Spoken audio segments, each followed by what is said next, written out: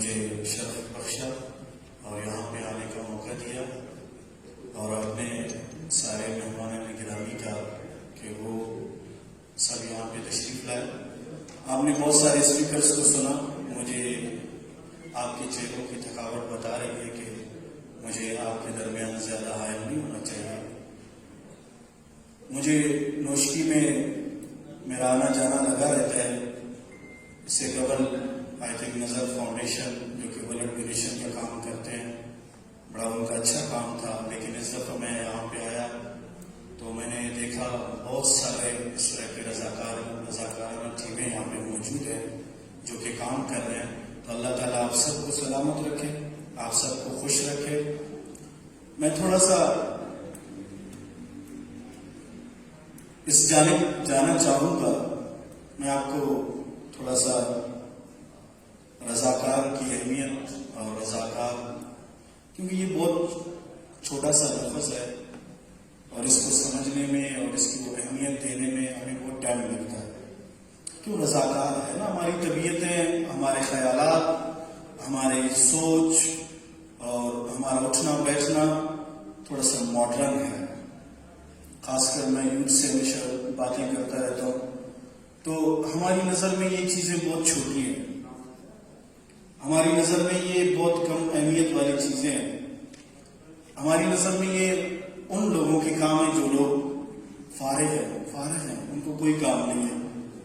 میں یوتھ کے ساتھ رہتا ہوں، یوتھ کو سمجھتا ہوں، خیالات کو سمجھتا ہوں اور ہمیشہ یوتھ سے مخاطب ہوتا ہوں، تو میں ہر اپنی طبیعتیں سمجھ سکتا ہوں، کیونکہ میں بھی آپ کے معاشرے سے تعلق رکھتا ہوں، میں بھی آپ کے ساتھ اٹھتا بیٹھتا ہوں، لیکن یہ سب ہماری خام خیالی ہے، یہ سب کیونکہ یہ نفس ہے، اس نفس نے ہمیں اتنا بھڑکایا ہے، اس نفس نے ہمیں اتنا ابھارا ہے کہ ہم اپنی اصلیت بھول گئے، اس نفس نے ہمارے ایگو کو سیڑھی دی ہے اور ہم بھول گئے کہ ہم حقیقت میں کیا ہیں اور ہم کر کیا رہے ہیں، ہم جا کس جانب رہے ہیں، ہم دیکھ کیا رہے ہیں، ہم سوچ کیا رہے ہیں، یہ ہمیں اس نفس نے مار گرایا۔ تو جب تک ہم اپنے نفس کو نہیں ماریں گے، اس ایگو کو ختم نہیں کریں گے، تو تب تک ہم کامیاب نہیں ہو سکتے، ہم تب تک آگے نہیں جا سکتے۔ اس نفس کو آپ نے کیسے مارنا ہے؟ آپ نے جب کاٹن کا سوٹ پہننا ہے تو آپ نے میرے جیسے غریب کو بھی سلام کرنا ہے، تب آپ کا نفس مرتا رہے گا۔ آپ اپنے ویگو میں بیٹھے ہیں تو مجھ جیسے بائک پر بیٹھے ہوئے شخص کو سلام کریں گے تو آپ کا نفس مرتا رہے گا۔ پتہ ہے گھر میں سب سے زیادہ بڑھ کر نفس کی تربیت دینے والی کون ہوتی ہے؟ ماں ہوتی ہے۔ اگر آپ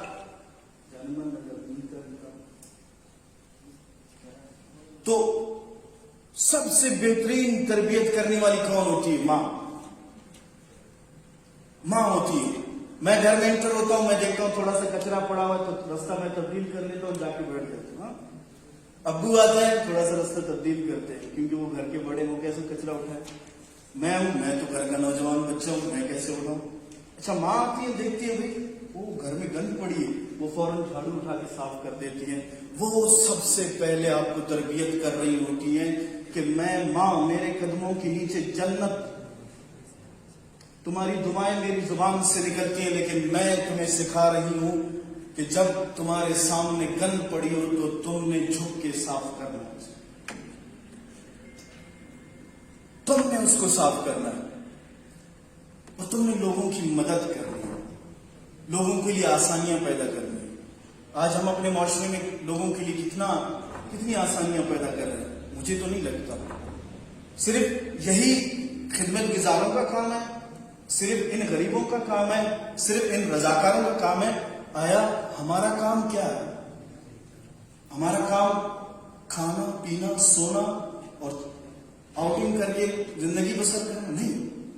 اللہ کے نبی صلی اللہ علیہ وسلم کے سامنے حضرت عبداللہ بن عمر رضی اللہ تعالیٰ عنہ روایت کرتے ہیں کہ ان رجل جاء رسول اللہ صلی اللہ علیہ وسلم، کہ ایک شخص آپ صلی اللہ علیہ وسلم کے سامنے آیا، قال، اس نے کہا، یا رسول اللہ صلی اللہ علیہ وسلم، ای الناس احب الی اللہ، یا رسول اللہ وہ لوگ کون ہیں جن کو اللہ پسند کرتا ہے؟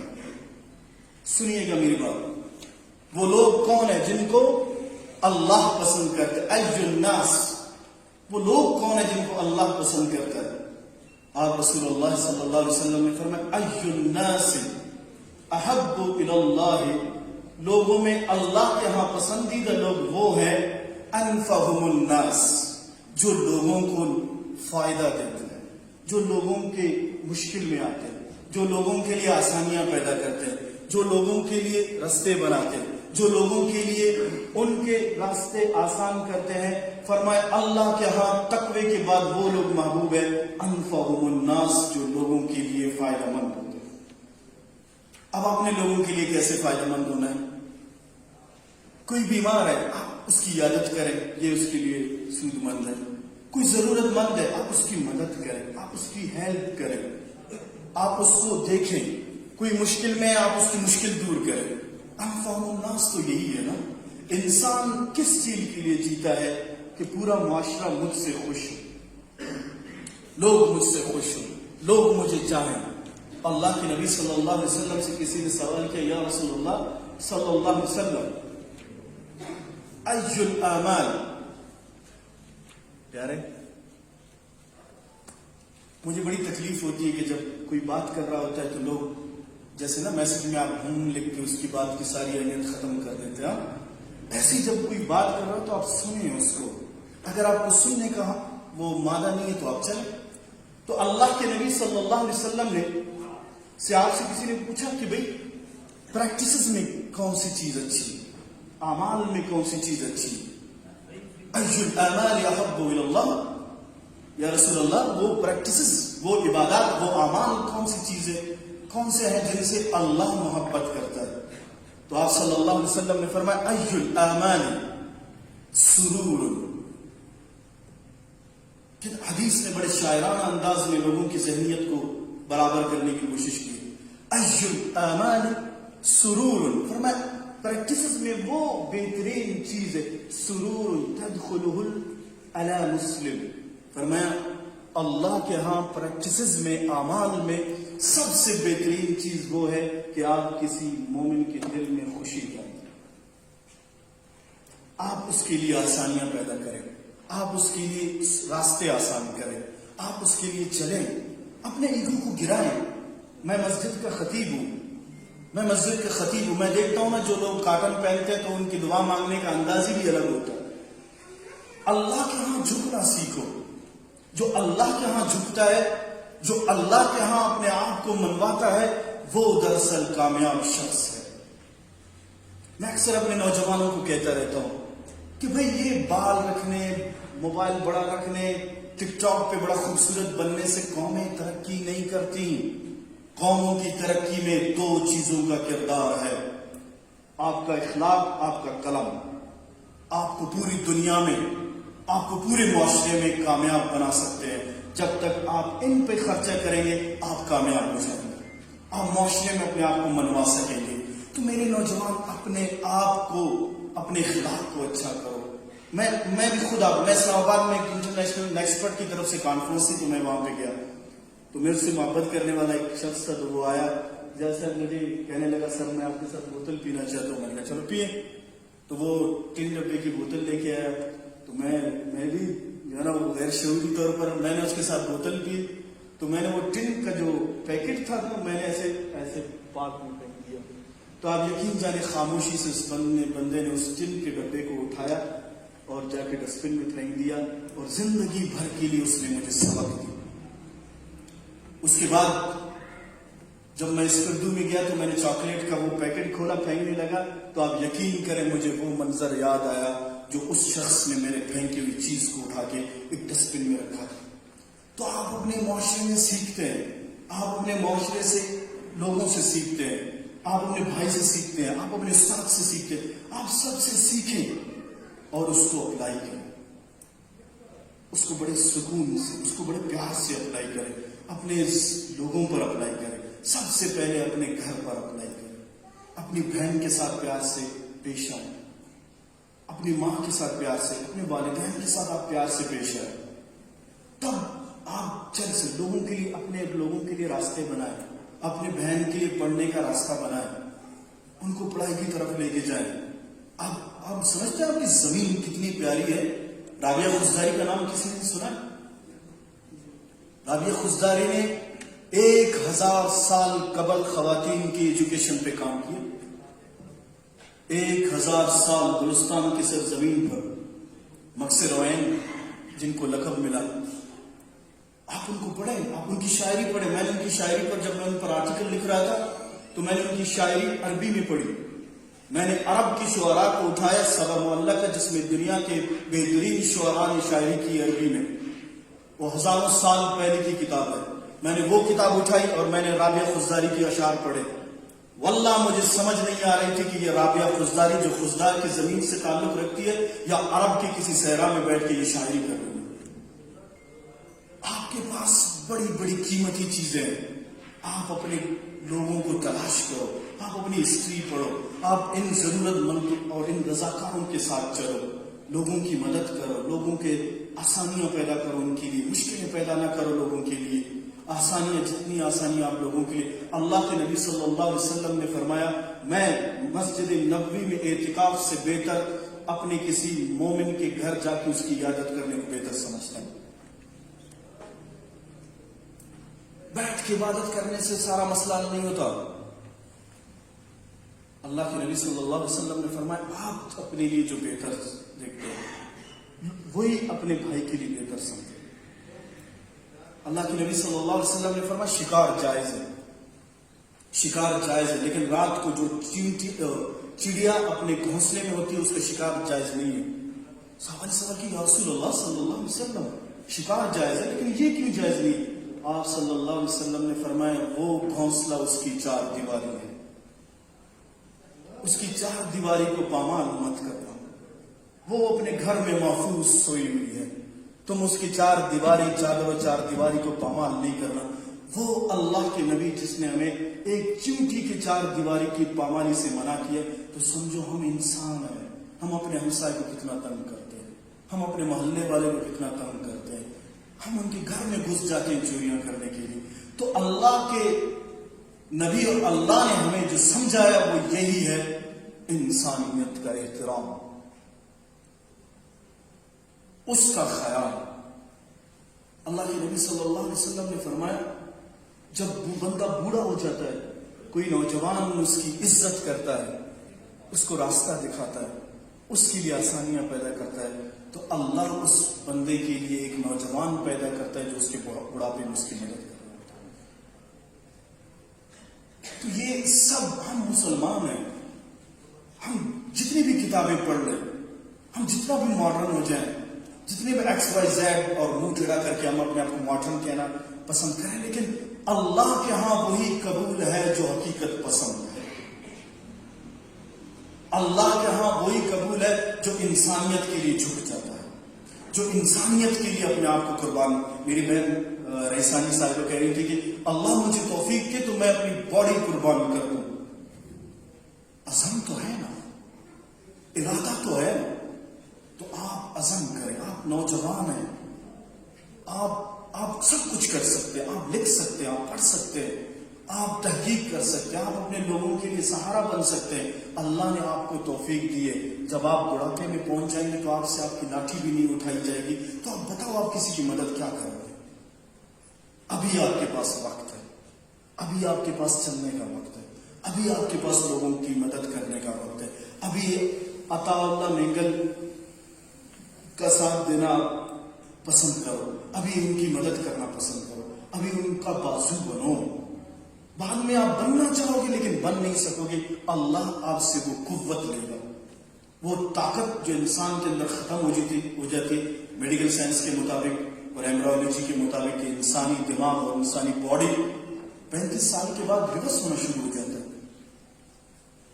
تو آپ جب آپ چڑھائی پہ چڑھ رہے ہیں تو آپ قوت سے ہیں، نوجوان ہیں، آپ اس ٹائم مدد کریں. جب آپ ریورس پہ لگے ہوئے ہیں اس وقت کی مدد تو کام نہیں ہوتی نا. تو آپ ارادہ کریں، چلیں گے، آپ اپنے لوگوں کے لیے آسانیاں پیدا کریں گے. آپ میری بہنیں، آپ لوگ بھی ارادہ کریں، آپ بھی لوگوں کے لیے آسانیاں کریں. میں اکثر کہتا ہوں ہماری بہنوں میں نا بڑی جلیسی ہوتی ہے ایک دوسرے کے خلاف. اس نے اچھے کپڑے پہنے میں کیوں نہیں پہنوں؟ ہاں اس کے بعد یہ بھائی یہ چھوڑو، آپ یہ کہو کہ میری بہن آؤ آپ کا راستہ رک گیا، ابھی میں آپ کو ہاتھ سے پکڑ کے سریا کی بلندیوں تک لے کے جاؤں گی. آپ کو عبادت کا طریقہ نہیں آتا، آؤ میری بہن میں آپ کو سکھاتی ہوں. تو اس طرح معاشرے چلتے ہیں، اس طرح قومیں چلتی ہیں، اس طرح لوگ چلتے ہیں. آپ دیکھ رہے ہیں ہم لوگ کتنا بکھر گئے. آپ دیکھ رہے ہیں کہ ہماری قوم کتنی ٹوٹی ہوئی. خوف ہے، ڈر ہے. تو یہ ڈر خوف اس وقت ختم ہو سکیں گے جب آپ اپنے آپ کو آگے کریں گے، آپ اپنے آپ کو میدان میں اتاریں گے، آپ اپنے آپ کو قربان کریں گے اس معاشرے کے لیے. تب آپ اپنے معاشرے کے لیے تبدیلی لا سکتے ہیں، اس کے لیے آسانیاں پیدا کر سکتے ہیں. آپ ارادہ کریں، آپ کریں گے. میں اکثر کانفرنس میں ایک ہی بات کہتا رہتا ہوں اور دوست مجھے ڈانٹتے ہیں کہ تمہاری اسپیچ میں یہ بات ہمیشہ رہتی ہے، اس کو ختم کیا. میں نہیں کروں گا. آپ میں سے کسی نے مصطفیٰ کلی کا نام سنا ہے؟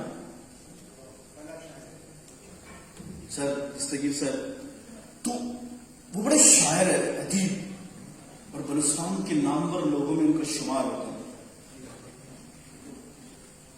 آپ اپنی محبوبہ کے لیے پتہ کیا کرتے تھے؟ سموں کے لیے تو سب سے زیادہ آپ کہتے ہیں کہ آپ مجھے وہ عزیز. تو آپ جب کسی سرکاری فیصلے میں جاتے تو آپ ایک جگہ ساتھ چھوڑ دیتے، کہتے یہاں پہ میری سمو بیٹھے. آپ سواری پہ بیٹھتے تھے تو ایک جگہ چھوڑ دیتے، کہتے یہاں پہ میری سمو بیٹھے. آپ کھانا کھاتے تو ایک پلیٹ خالی رکھتے تھے کہ یہ سمو کا پلیٹ. تو جب ہمارے بڑوں نے، جب ہمارے لوگوں نے اپنی سموں کے لیے جگہ چھوڑی ہے تو میں اور آپ ان کے راستے میں کیوں پتھر پڑنا؟ آپ اور میں اپنی بہن کو نکالیں، ان کو پڑھنے کے لیے لے کے جائیں. مولویوں میں بڑا تنقید ہوتا ہے نا. میں نے اسکول صرف 3 جماعتیں پڑھی ہیں اور مجھے یونیورسٹی کے اسٹوڈنٹ سے پتہ نہیں کہاں میں آپ کا سامنا کر رہا ہوں بغیر پڑھا ہوا.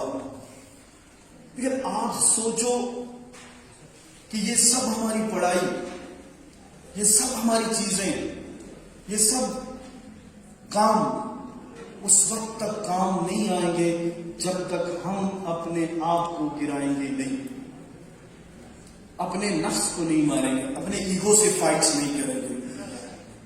تو یہ پڑھا لکھا ہونا بھی ہمارے لیے ضائع ہے.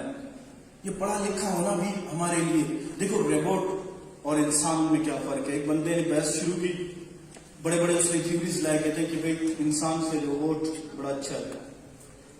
تو لوگوں نے کہا کہ بھئی آپ ثابت کرو. کیسے ثابت کر سکتے ہیں کہ انسان سے روبوٹ اچھا ہے؟ تو وہ بڑی دلیلیں دی اس نے. لوگوں نے کہا کہ بھئی چلو، آخر میں وہ اینڈ ہوا تو اس نے کہا کہ بھئی چلو میں 2 انسان کھڑا کر دیتا ہوں، 2 روبوٹ کرتا ہوں، ان کی ریس کرا دیتا ہوں، جو جیت گیا وہی افضل ہے. 2 لوگ کھڑے کیے، 2 انسان اور 2 روبوٹ. تو دوڑتے ہوئے گئے یہ دونوں. اچانک رستے میں ایک روبوٹ کی ٹانگ میں خرابی آئی، وہ گر گیا، اور دوسرا روبوٹ بھائی اس کے پاس سے نکل گیا، اور انسان دونوں دوڑ رہے. ایک کی ٹانگ پھسلی، اس کی ٹانگ ٹوٹ گئی. دوسرا انسان روک گیا. اس نے کہا چلتا ہوں تو جیتتا ہوں، رکتا ہوں تو اپنے بھائی کو لے کے چلتا ہوں. تو اس نے فیصلہ کیا کہ بھئی جیت زندگی میں ہوتی رہے گی، لیکن مشکل میں پھنسے انسان کو میں نے اپنے کندھوں پہ لے کے جانا. وہ وہیں پہ رکا اور اس نے اپنے ساتھی کو کندھے پہ اٹھایا اور آگے بڑھا. تو ہمیں پتا چلا جب بھی مشکل میں پھنسے شخص کے پاس سے جو گزرتا ہے وہ روبوٹ ہے، جو رکتا ہے وہ انسان. تو ہم نے فیصلہ کرنا ہے، ہمیں سوچنا ہے کہ ہم روبوٹ بننا چاہتے ہیں یا انسان بننا چاہتے ہیں. اگر انسان بننا چاہتے ہیں تو ہمیں انسانیت کا احترام کرنا ہے، ہمیں انسانیت پر احسان کرنا ہے، تب ہم جا کے قابل قبول ہو سکتے ہیں. میں نوشکی آن لائن کے دوستوں میں بہت مشہور ہوں. اسلام آباد میں ایک پیشنٹ تھا، اس کے لیے 7 سے 8 لاکھ کی ضرورت تھی. تو جب ہم نے ان سے رابطہ کیا تو الحمدللہ وہ 1 ہفتے میں انہوں نے کمپلیٹ کر کے دے دیا.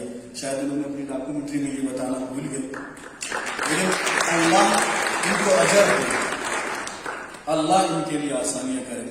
میرے ساتھ میری بہنیں اور میرے بھائی سب عہد کریں، سب قوت ارادی کریں، سب یہ اپنا ارادہ کر لیں کہ آج کے بعد ہم اپنے نفس کو پیچھے رکھیں گے، ہم اپنے اللہ کے احکام کو آگے رکھیں گے۔ آج کے بعد ہم اللہ کے بتائے ہوئے طریقے پہ چلیں گے، اللہ کے رسول کے بتائے ہوئے طریقے پہ چلیں گے، اپنے نفس کو، اپنی ایگو کو پیچھے چھوڑیں گے۔ تب ہم معاشرے میں، تب ہم سوسائٹی میں اپنے آپ کو کامیاب معاشرے کا بندہ کہہ سکتے ہیں، اپنے آپ کو کامیاب نوجوان کہہ سکتے ہیں، اپنے آپ کو کامیاب استاد کہہ سکتے ہیں، اپنے آپ کو کامیاب امام کہہ سکتے ہیں۔ تب ہم اپنے آپ کو کہہ سکیں گے جب ہم اپنے لوگوں کے لیے آسانیاں پیدا کریں گے۔ آپ سب کریں گے؟ آپ سب مشکلوں میں پیش آئیں گے؟ آپ سب اپنے لوگوں کے لیے آسانیاں پیدا کریں گے؟ نیت کریں، انما الاعمال بالنیات، آپ نیت کریں، اللہ آپ کے دل میں ارادہ خود ڈال دے گا۔ وما